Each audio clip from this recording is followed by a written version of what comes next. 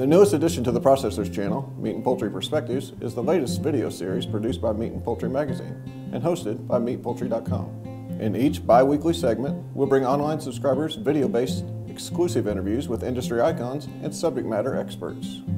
In this, the debut segment of Meat & Poultry Perspectives, we spotlight the views and lifelong work of Dr. Grandin, the renowned expert on livestock handling systems and animal welfare issues. This segment is brought to you by Arrowsight, the meat processing industry's leading supplier of remote video auditing software and services. Now listen as Dr. Grandin discusses some of the hottest trends and technologies in the animal welfare arena. Well, I'm a big believer in video auditing. Now, obviously, the management of the plant has to have buy-in to it, so when the video auditors find something wrong, plant management's going to act on what the video auditors find. If you get top management, have buy-in, it's the best thing you could ever do. Because I'm really getting sick and tired of employees behaving badly when the back is turned. What's been found, especially when the video cameras were first put in, people didn't know they were hooked up, electric prod score went right up. Now stunning doesn't tend to change because stunning is so dependent upon the maintenance program. But the prodding, use of the prodding, that went way up. From the very beginning that video auditing started, they've been looking at unloading, looking at a chute, looking at stunning, and looking at bleeding.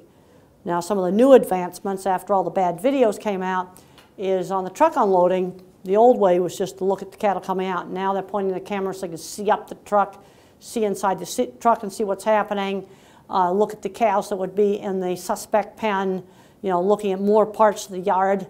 Because one of the big problems we got today, especially with co-animals like dairy cows, is people are bringing in a cow that's just not fit for transport. Now that the plants have cleaned up a lot of their act, we're seeing more and more problems where the problem is caused by a problem with the animal outside the plant. Things like old, half-dead, weak dairy cows. One of the companies that's using video auditing is sort of have plants do contests against each other. Who can have the best prod score, the best vocalization score. They've been doing all kinds of monitoring throughout the whole entire plant.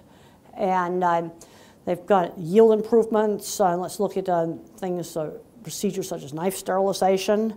When baseline data was collected, it was not pretty. It was something really low and terrible, like 20% the time they were sterilizing the knife when nobody was watching. And then with the video auditing, it went up to way over 95%.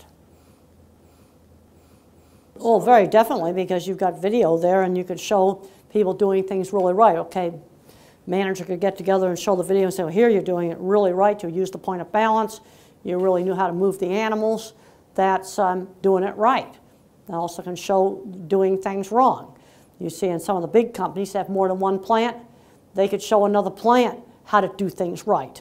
Recently, a plant was having some trouble with their restrainer, and they got on the video. I was at home, he was at work, and they were trying to figure out why the cattle wouldn't come in, and I said, tell me what you're seeing.